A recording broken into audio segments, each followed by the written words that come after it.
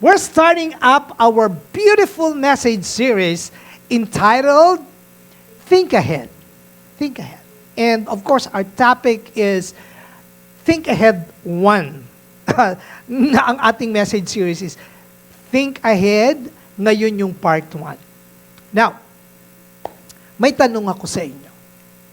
And you don't need to answer me loudly. Tanong ko, if you will be given just one thing kay Lord, kay God, ano yun? Yes, sige. Bibigyan ko kayo ng 3 seconds. 1,001, 1,002, 1,003. Ano yun? Nakaisip na kayo? Isa lang. Isa lang. Ano yun? Siguro, yung iba sa inyo nag-pray, sana po magkaayos na ang nanay at si Carlos Yulo. Updated, no? O kaya, sana po magkaroon ako ng kondo kagaya ng bigay ng Mega World, 3-bedroom sa BGC kay Carlos. Hindi Carlos na pastor, si Kaloy Yulo. O kaya, sana po mawala na ang pogo, pero huwag niyo pong tatanggalin ang balot. Kwek-kwek. Pogo lang. O kaya, sana po manalo ako sa sweepstakes. O kaya, Lord, gusto ko ay world peace. Wow, pang Miss Universe. Or makapulot sana ako ng isang bag na pera, puro barya. Ano yung big one question na itatanong nyo kay Lord or i-request nyo kay Lord? Ngayon, this time, ano yun? You know what? With that one question, mahalaga to eh. Pag itong tinanong ko na to na, isang question lang kay Lord, yung sinagot nyo, that shows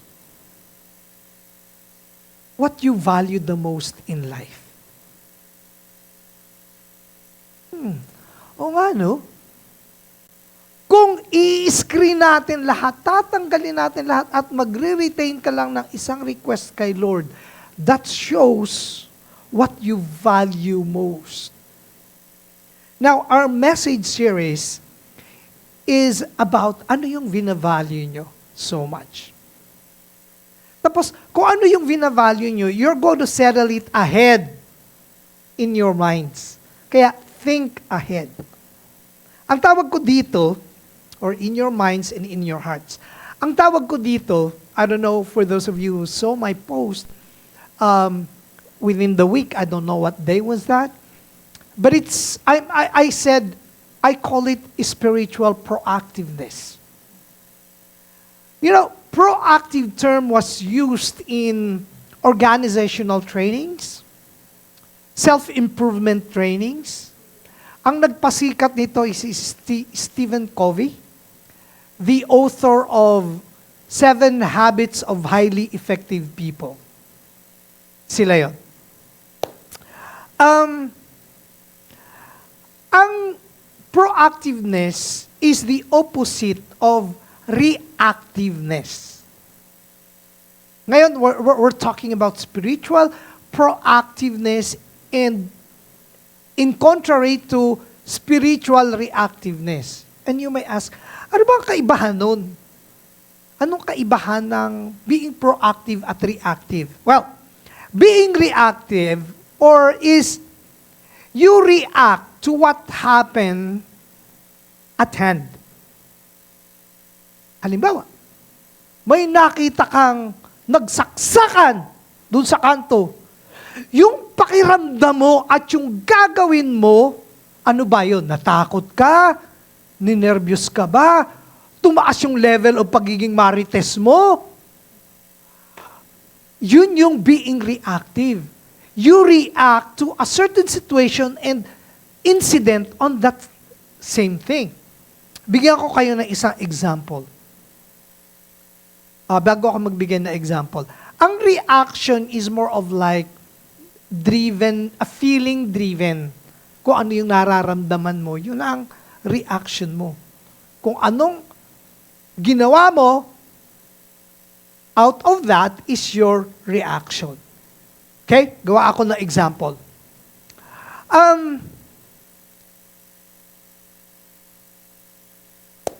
Nagalit ka or nagkaroon ka ng feeling of you wanted justice. Makikita nyo ito yan sa news sa mga news. Pag may mga video clips na may pinatay na kamag-anak, pag in-interview yung kamag-anak, yung tatay, nanay, ang sasabihin, hustisya po, ang gusto ko hustisya kasi pinatay yung anak ko na walang kalaban-laban, binaboy siya. O kaya ni-rape yung anak na babae. Galit na galit. Gusto ko po hustisya kasi ramdam mo. Pero tanungin mo yan, 2 years, 3 years after, mayroon pang sasabihin, hindi kami titigil hanggat walang hustisya. Eh ano ang justice system sa Philippines? Ang tagal, di ba? Ang bagal.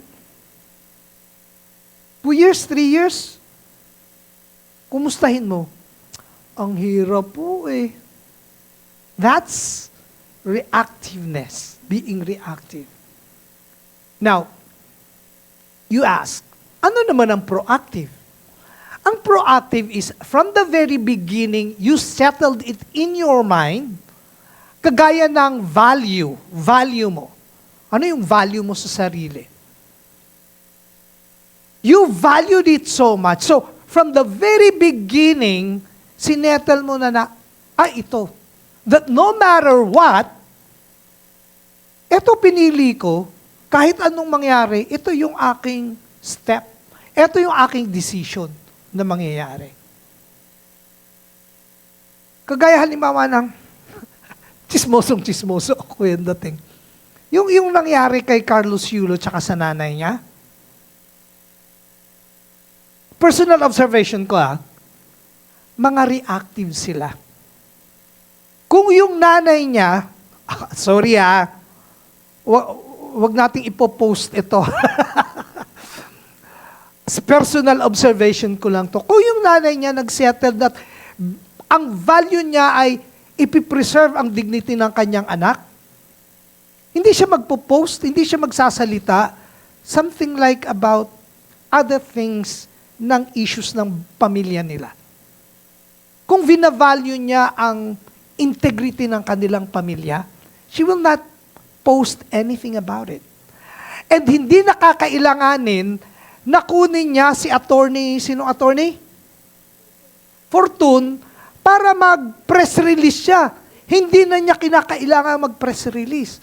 If she proactively decided that I would like to preserve the integrity of our family. You see the different reaction and proactive, being reactive and proactive. Nakita nyo yung difference? Halimbawa, isa pa. Yung kanina example ko ng murder. Or asking for justice. Kung from the very beginning, you settled it in your mind and you said, I am angry and I hate killings. From the very beginning, because I know that God hates desecration of life. Yun yung naging proactive decision mo sa buhay. Na tuwing may namamatay, nagawa ng masama, you do not want it. And you wanted justice. Hindi dahil ramdam mo lang at may namatay kang kamag-anak na pinatay. You know what I mean? You know the difference of being reactive and proactive? Now that I gave you examples.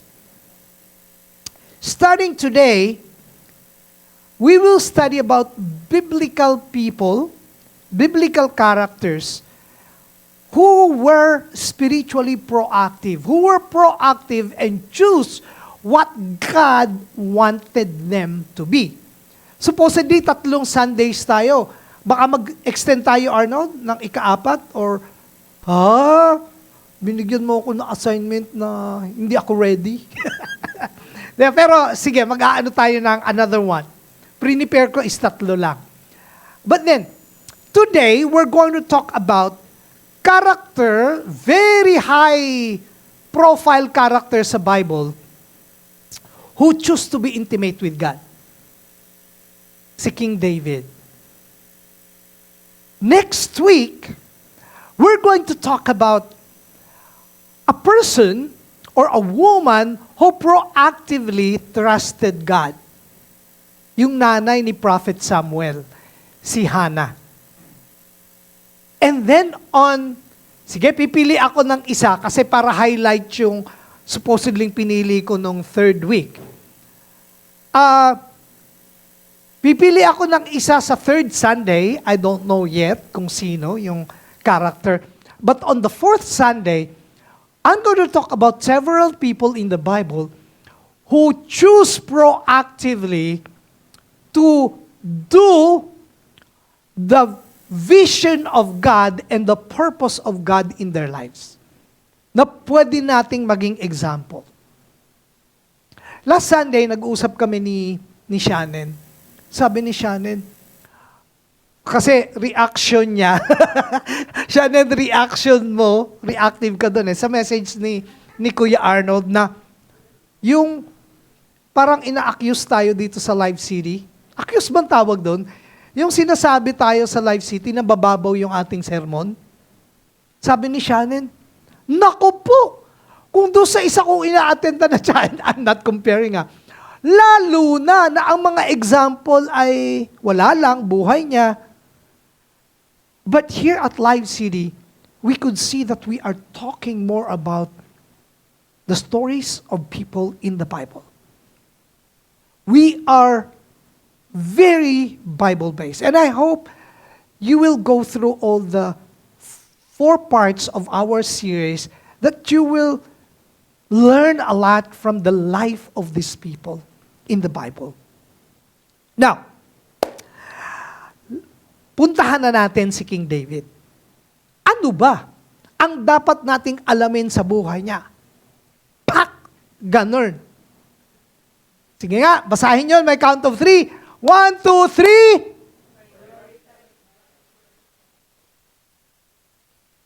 3. Tama yung spelling ko ng foremost, no?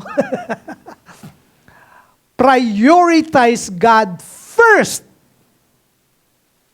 First na, foremost pa. Prioritize God first and foremost. Pag-usapan natin si King David. Si King David, kilalang-kilala siya bilang isang teenager na pumatay kay Goliath. Bakit meron hindi mga sumagot? Hindi nyo alam. Di ba? Si Goliath nakalaban nila. Palestinian. At saka, sumulat si King David ng isang sobrang madamdamin at sobrang gagandang mga tula sa Bible. Anong book yon? Allah, siya lang ang may alam. The Book of Psalms. Siya pala sumulat ng Psalms.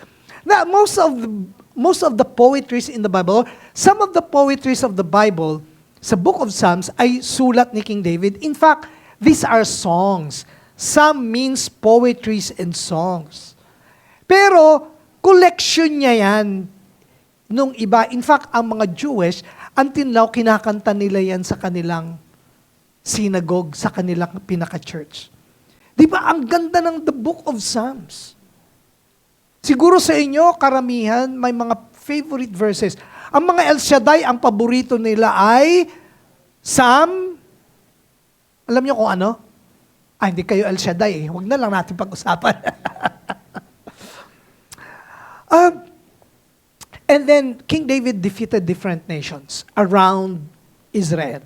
In fact, siya yung talagang hari na nag-gather together that all of the tribes of Israel na nabuo niya yung nation of Israel. After niya, naghiwalay pa nga Or after na anak niya na si Solomon, nag-split ang kingdom of Israel and kingdom of Judah. And because of these stories, na napakaganda ng King David, akala natin, si King David is, I'm sorry, a bigger than life character of the Bible. Bigger than life, and is like a hero. He is like the Clark Kent of the Bible. Kilala nyo naman si Clark Kent, no? Mas kilala nyo nga si Clark Kent kaysa kay David. But I'm for sure you do not know that after he defeated Goliath, he made wrong turns in his life. And he was an afraid person. In effect, he was coward. He avoided real issues of life in the Bible. King David. He made bad and wrong choices and wrong decisions. And these decisions gave a negative impact to his family, which in fact, his family was a very dysfunctional family. Alam niyo yun? Sobrang dysfunction. In fact, ang isang lumabas na anak niyang sobrang dysfunction, si Absalom. I don't know if you know the story of Absalom. Kung hindi, i-research nyo sa Bible. Sino si Absalom?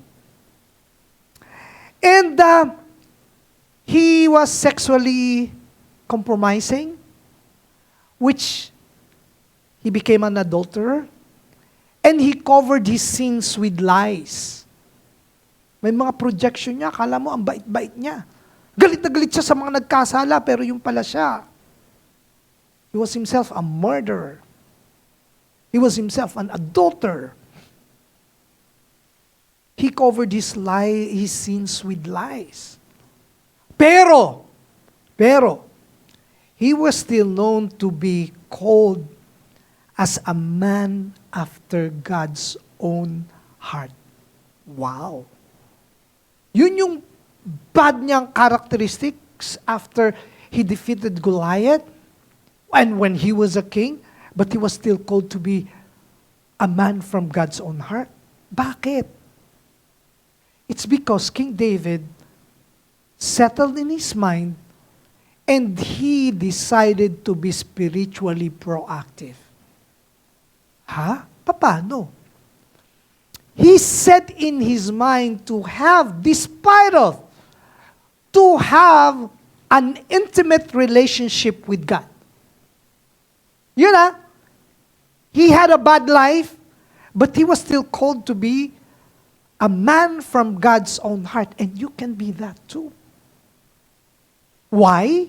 It's because he settled and decided to be spiritually proactive by having an intimate relationship with God.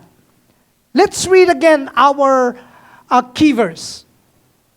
Doon kayo tumitingin. Pagtingin ko doon kayo nakatingin. Lagi ko sinasabi yun. No? Dito naman tayo tumingin.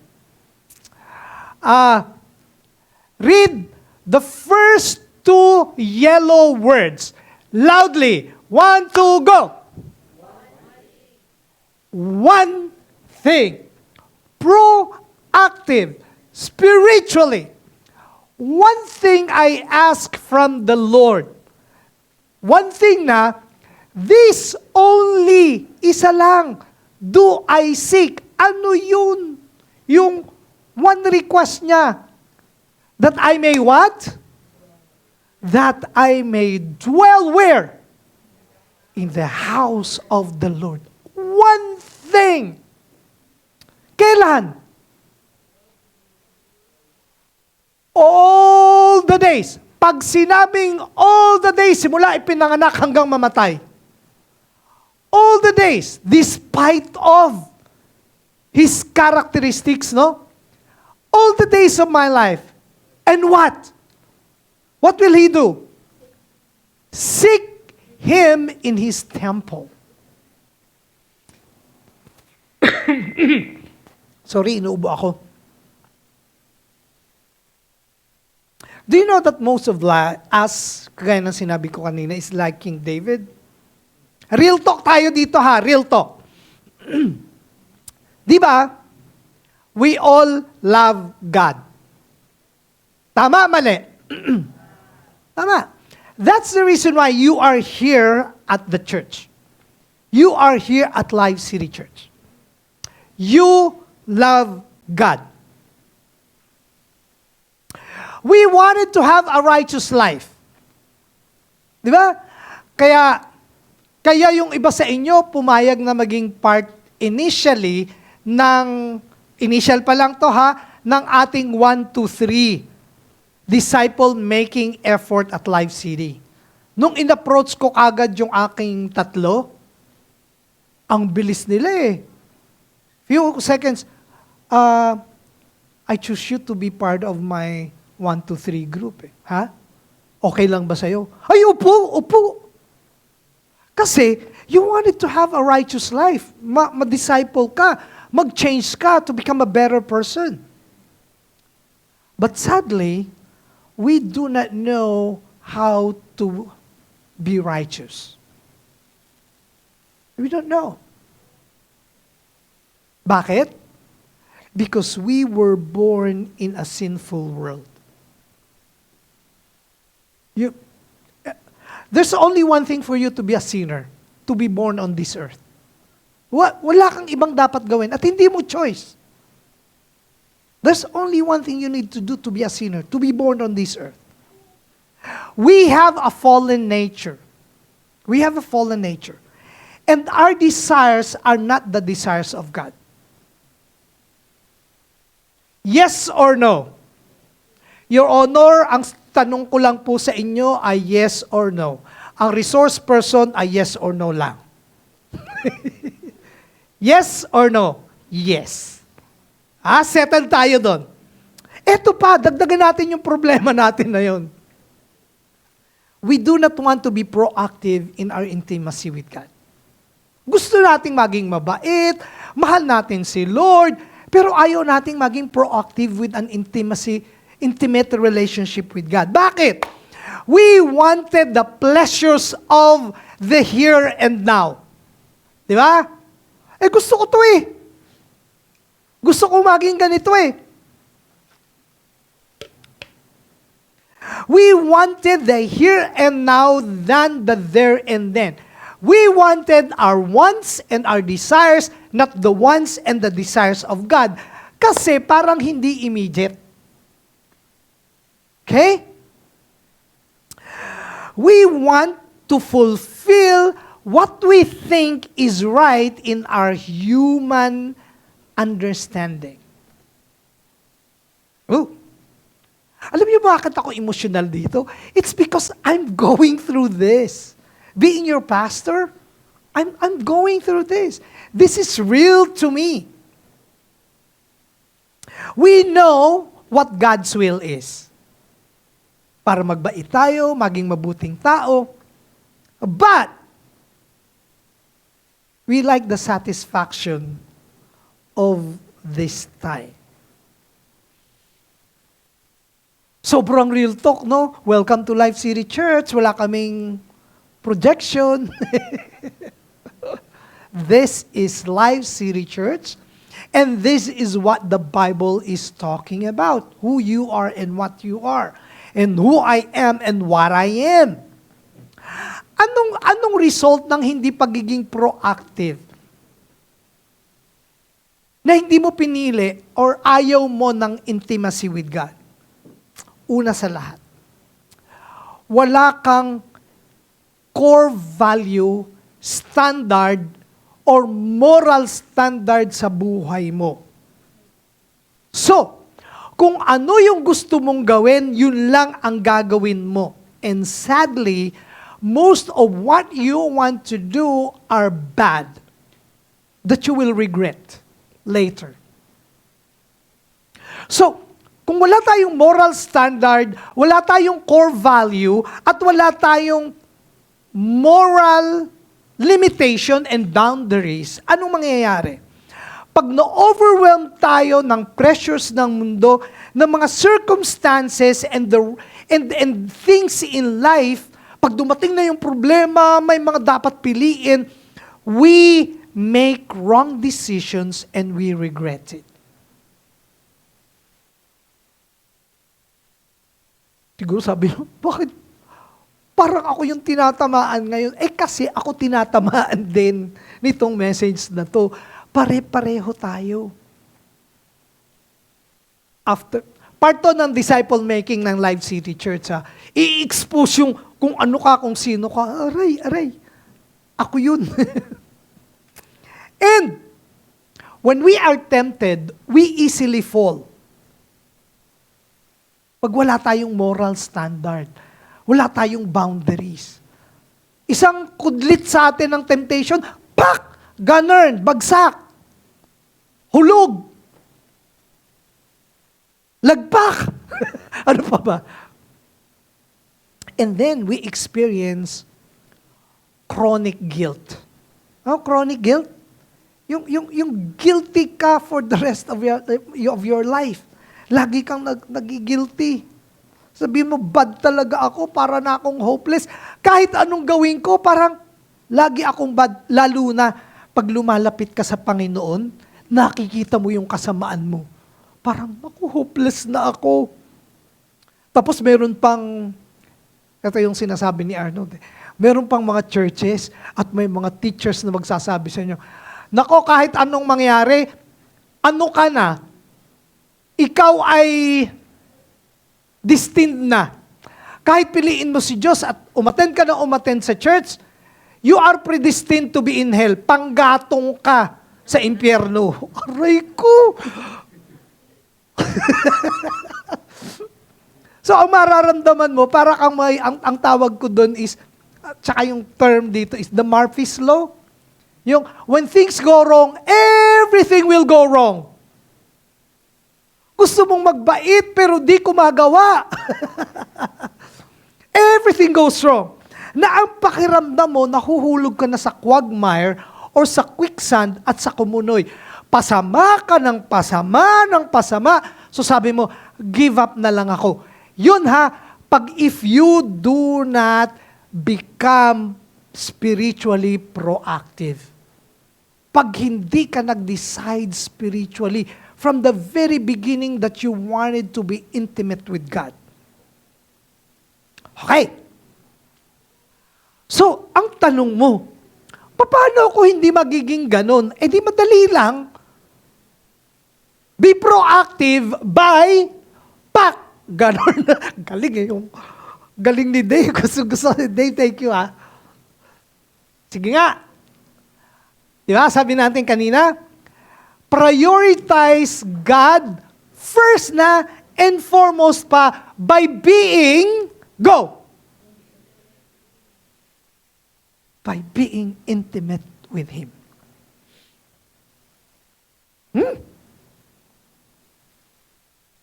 Now, na ito ang pinili ni David. Kaya doon sa mga poetries niya, ang ganda. Ramdam na ramdam niya at ako rin ramdam na ramdam ko. Tingnan natin yung ating key verse kanina. One thing I ask from the Lord, one thing, proactive one thing, choice number one in my life is I seek Him that I may dwell. Titira ako sa bahay ni Lord. This is not literal. Living means, pag tumira ka sa isang bahay, may kasama ka doon Di ba? Una sa lahat, kasama mo, asawa mo. Whether gusto mo sa umaga ang mukha ng asawa mo o hindi, kasama mo siya. Whether bad breath siya o hindi, kasama mo siya. That I may dwell with God. Whether I like it or not, I don't feel it or not, I dwell with God. That's proactive number one. All the days of my life, every day. every day, that I seek Him in His temple. Every day, I'm with Him. Another verse pa, nagawa, poetry ni David. Ito ang ganda. Oh God, you are my God. Ano to yung ramdam niya talaga? I earnestly, pag sinabing earnest, sobra, sagad, todo na to. I earnestly seek you. Ano pa? Uhaw na uhaw ako for you. My whole being, buo, longs for you. Like in a dry and parched land where there is no water. Ano pang verse? Bakit ko gustong-gusto yun? Because para sa akin, your love is better than what? It's better than life. Bakit gustong-gusto ni David si Lord?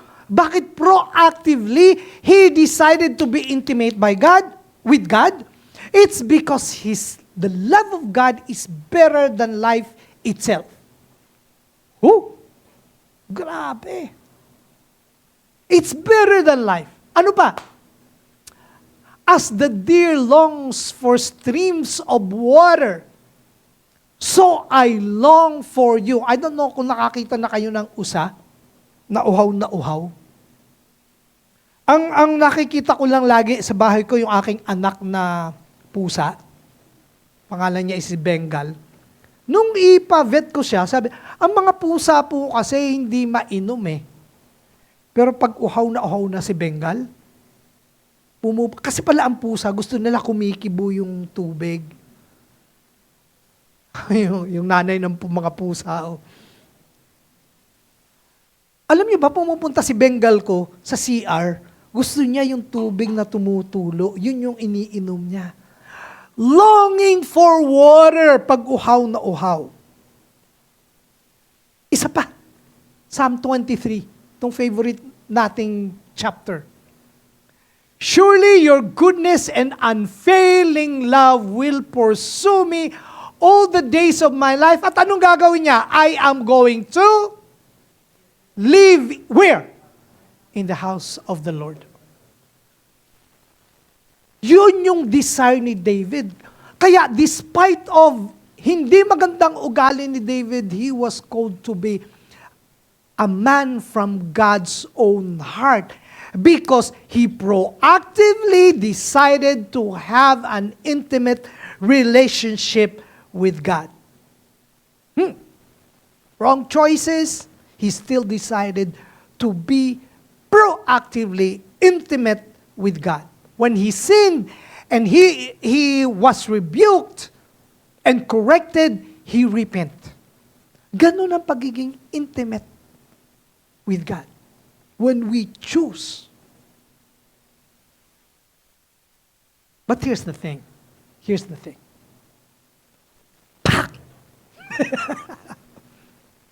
Ito, malalim-lalim to.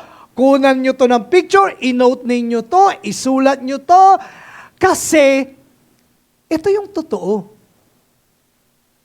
You cannot have an intimate relationship with God without, sige nga, dahan-dahanin nating basahin yung word per syllable. You cannot have intimacy without intentionality. Sumunod naman kayo. Yeah. There is no such thing as intimacy without intentionality. You cannot be intimate with a person if you do not, parang yung ating yung ating 1, 2, 3 system. Ano yung tatlong system natin sa 1, 2, 3 disciple making natin? Intentional. Ano yung kasunod? Continuous. At yung pangatlo, active. Wow, kagaling ng Lysy. Yung una, intentional. You cannot be intimate with God. You cannot have a relationship with God without being intentional. Para tong sa ibang relationship eh. if you do not intentionally make some actions and relate to develop relationship with the person, with your husband, with your boyfriend, with your girlfriend, with the person that you love, you cannot be intimate with that person. Meron ako ipapakita sa inyo na 4 na klase ng intentionality to be intimate with God and to have a better relationship with God. Intentional number 1. Intentional to have time with Him. Ramdam to ng aking 1 to 3 group. Brian, Boggs, and Dave, di ba? Araw-araw, simula nung Lunes, na ginawa ng Diyos. Anong reminder ko sa inyo? Ano ang reflection natin sa Bible verse of the day? Ramdam niyo yan. Because you cannot have an intimacy with God without time with Him. Conversing with Him. Number 2, being intentional in conversation with Him. Hearing His Word and talking to Him. Prayer. Mamaya, 1 to 3, mag-uusap tayo kung paano tayo magpe-pray. Hindi ko pa ini-introduce sa ating chat group. Pero yun eh. Spending time with Him, to hear Him and talking with Him, conversing with Him. How can you have a deeper relationship sa asawa mo kung wala kayong intimate conversation? Di ba, Tina? Ba't si Tina ang kinausap ko? Kasi bihirang umattend. My work, that's okay. Oo, nag-absent ngayon. Absent na naman. Hindi, day off. Di ba? You have time to talk deeply with each other. Pinag-uusapan nyo kung anong next step sa buhay nyo. Same thing with God. You need to converse. Ano pa? Intentional to have project with Him. Ha? Magpa-project ako kay Lord? Yes! Pag-uusapan nyo sa inyong 1 to 3 yan, group. Bakit parang extension ng ating last week's last message series? Kasi part ito ng growth natin. We're going to talk about have project with the Lord. Ang tawag dyan sa church is evangelism. May project ka kay Lord. Kayo nga asawa, may project kayo. Ito yung gagawin natin. Ang unang project natin, pagtatapusin natin pag-aaral mga anak natin, ha? Palalakihin natin tama ang mga anak natin. That's a project. You're going to have a project with the Lord. And last, intentionality. Intentionally, be part of His family. Inuulit-ulit ko there is no such thing as a Lone Ranger Christian.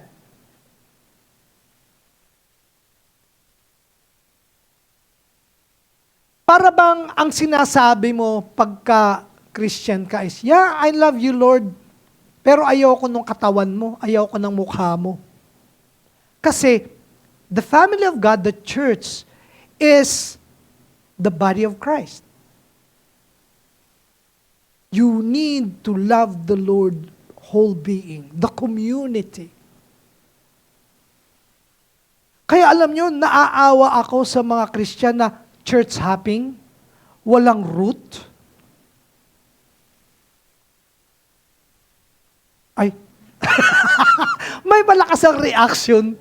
Hindi ko ikaw pinapatamaan na this is reality.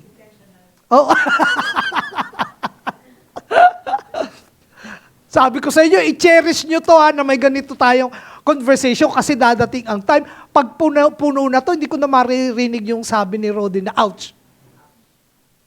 Kasi marami na You cherish this time. You get nyo tong 4 na to. Picturean nyo to kasi pag-uusapan natin to sa chat group. Sa live chat. Okay? Now, ano magiging result pag ikaw ay nagkaroon ng intimacy with God? Lagi kang intentional. Ito yung unang result. You will have a right lifestyle. Ang tawag sa Bible is righteous living.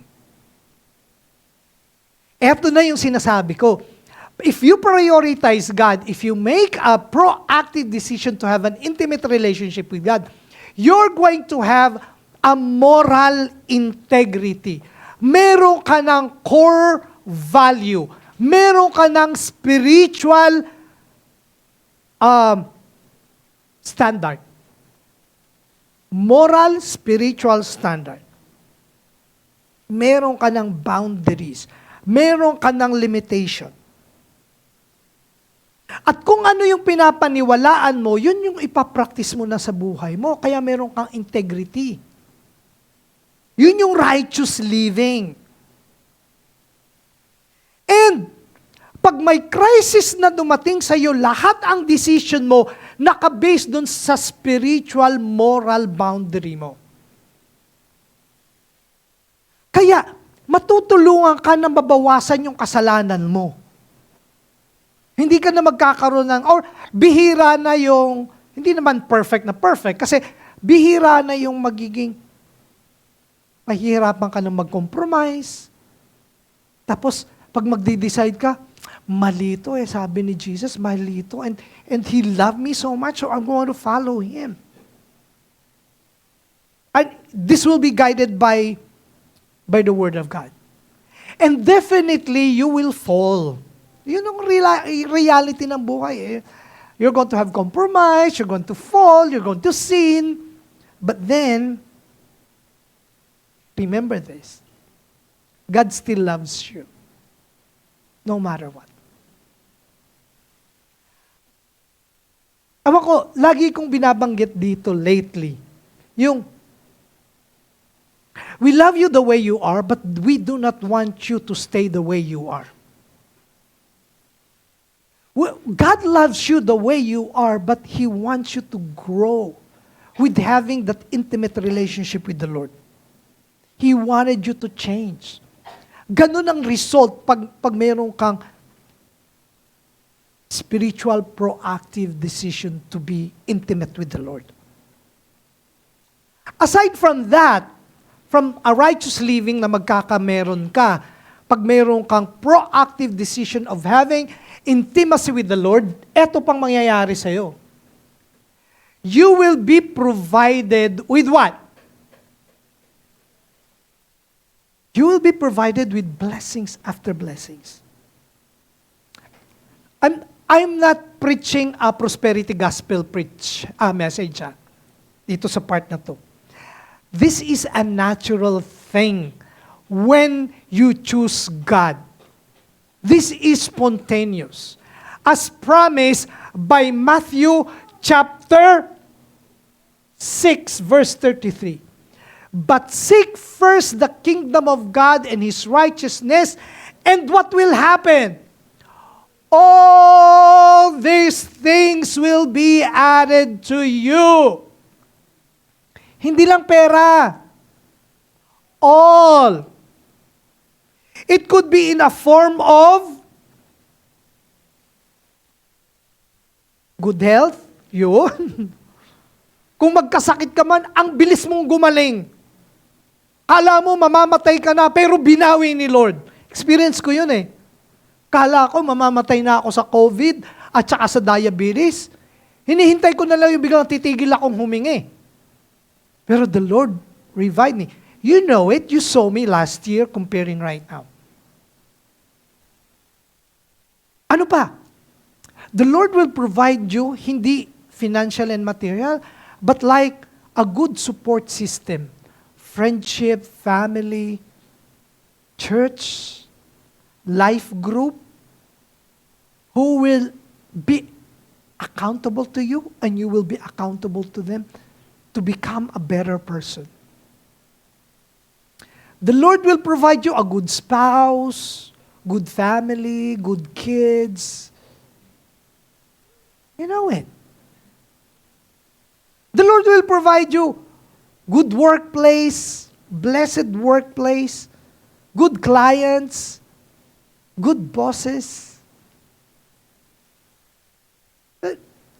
Just be assured of that. May challenge, pero still, there will be blessings. Sabi nga ni Catriona Gray, silver lining. Makikita mo na yung silver lining rather than laging bad yung nakikita mo. Natandaan nyo kanina nung sinabi kong pag wala kang spiritual boundary, para kang mahuhulog sa kumunoy. Let me share with you a story. When I was a kid, siguro mga elementary ako noon, mga grade 3, 4. Ang tatay ko kasi is a rural bank inspector. Pag may isasanla dun sa bangko, siya yung nag-i-inspect. Isla yung aming place. So, pumupunta siya sa mga isla, iba-ibang isla. Ang Pulilio is maraming maliliit na isla. Kasama dun sa, ilan ang isla ng buong Pilipinas?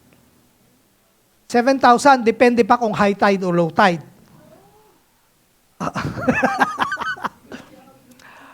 Marami sa amin sa Pulilio, lilitaw pag low tide, pag high tide, wala na. So, isinasama ako, tsaka ang mama ko, ang kuya ko, ng papa ko pag wala kaming pasok, pag bakasyon, tapos, kasi parang excursion na namin, yung family, kung kayo merong choice na, pupunta tayo sa Batangas, kami wala.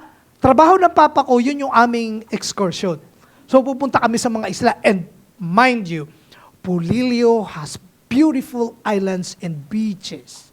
Hindi beach beaches. Magaganda. The sand is golden brown, sometimes pink. Kasing ganda ng Boracay and Hindi lang masyadong discover. So, one time sinama ko, mama ko, papa ko, ako ang mama ko. Ang kuya ko is somewhere else. So, pumunta kami sa likuran ng Pulilio facing Pacific. Ang tawag noon is Patnanungan. It will be another island that will be developed like Balisin. So, we're going to have high-end kind of another rural or ang tawag dito, resort. Balisin kasi is part of our island, if you don't know that. So, another beautiful Patnanungan resort, something. Pumunta kami, isasanla So, chinek namin. Pagdating namin, high tide. Nung uuwi na kami nung hapon, low tide na. So, mahaba na yung shore na lalakaran namin. Habang naglalakad kaming ganyan, mayroong isang spot, ba't hindi kami makalakad na? Ano yun kung bakit? Quicksand pala, kumunoy na yung aming nilalakaran. Aba, hinihigop na ako. Bata pa ako 4-year-old. So palubog na kami ng palubog. Ako yung pinakamagaan. So ako yung less ang lubog. Nakita namin, napansin namin, magkaka-hide na kami. Kasi kahit ko na ang mama ko, ang papa ko. Kasi sinisip-sip na kami nung quicksand. Ng kumunoy. Sabi ng papa ko, kumunoy! Ninervyos na ako, natakot na ako. Lumulubog na kami. Napapanood ko sa Tarzan noon, yung talagang ang bilis ng sip-sip, yun naman, mabagal yung sip. Pero talagang kita mo yung pagbaba namin ganyan. Sabi ko, 4-year-old, 10-year-old pa lang ako, mamamatay na ako. Sisip-sipin na ako ng kumunoy. And then my father told us, dapa! So I immediately dumapa. Yung pala, yung wisdom ng tatay ko, pag dumapa ka pala, distributed yung weight mo. So hindi ka lulubog. Tapos sabi niya, si Jackson, dapa! Tapos ang next niyang instruction, gapang! Hanggang makalis tayo sa kumunoy. So, gapang kami. Alam niyo yung bibwa? Alam niyo yung mga sundalong gano'n? Gano'n ang expert. Putik-putik kaya. Gano'n. Bata pa ako. And then, because of that, we were saved. Eto, buhay pa ako hanggang ngayon. Kung lumubog ako sa kumunoy, hindi niyo na ako makikita. You know why I followed my father? Because I had an intimate relationship with my father.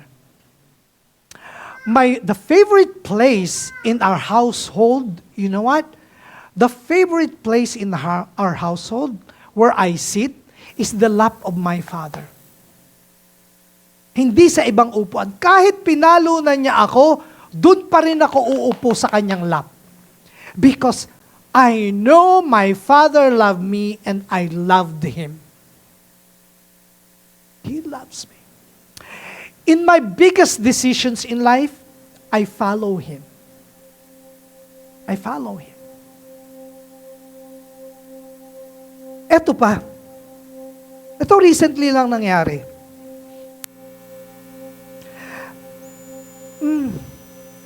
When I had broken heart, I talked with him. Recently lang, decades na, namatay ang papa ko 1999. Pero one time I went to the States and I talked with my ex-girlfriend. Oh, nagka-girlfriend ako. Huwag niyo i-chichismis ha. Ayoko malaman. Nagka-girlfriend ako. And I talked with her. Sa States na siya nakabase. Alam niyo pala, after we broke up, baliktarin natin, after she broke with me, kinausap siya ng tatay ko. Sabi ng tatay ko, sana babanggitin ko yung pangalan, wag na lang. Sabi niya, alam mo, Prudy is a good man. Siya yung nagsabi sa akin, ha? Hindi ko to invento. Sabi niya, Prudy is a good man. At kahit nasaktan siya sa pag-break mo sa kanya, he's hurt. I know that because he talked with me. Sabi daw ng papa ko sa kanya. Yet, Prudy will still continue to love you. And he will continue to respect you. Nung marinig ko, sabi ko, wow, ganun ako kakilala ng tatay ko. Kahit ako hindi ko alam na ganun na ugali ko. But my father knew me beyond what I know. Kung ganun ang tatay ko na human father, how much more is our Heavenly Father? He knew you inside out, warts and all. And He wanted to change you for the way you are. I don't know your attitude, your characteristics. I don't know. But your Father in heaven loves you so much. He cares for you. He wanted to have an intimate relationship with you. Ikaw ayaw mo, but He wanted to. And He's pursuing after you day after day after day. Until eventually you will say, yes, Father, I wanted to have an intimate relationship with God. So today, I am calling you. Choose to be proactive by having an intimate relationship with the Lord. Lagi possible, nandyan na yan sa inyong isipan. But right now, I would like you to declare it and say, yes, Lord, I wanted to have an intimate relationship with you. Sa tulong ng aking 1, 2, 3 group, I call on you to start an intimate relationship with the Lord. Be proactive on that. Choose it. Prioritize it.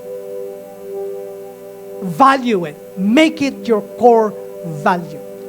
Intimacy with God. Can I pray for you? Let's bow our heads. Our Heavenly Father, I'm looking at your children right now. You know all the levels of their relationship with you. God, I don't know kung saang level sila. Kung gaano sila ka-intimate with you. But today, Lord, I know that after hearing this message, na-call nyo. Lord, I ask that you help them to decide to be proactive.